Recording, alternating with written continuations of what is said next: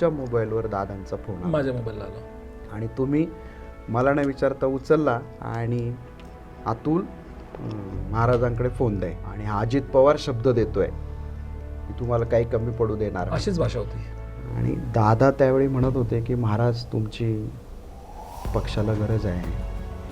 महाराज ज्यावेळेला सकाळी ही घटना तुम्हाला कळली, काय तुमची प्रतिक्रिया होती? काय तुम्हाला त्या घडीला वाटलं? काय तुमच्या डोळ्यासमोर आलं? तर तो फोन झाला. नंतर शिवसेना भवनला आपण 5व्या मजल्यावर होतो.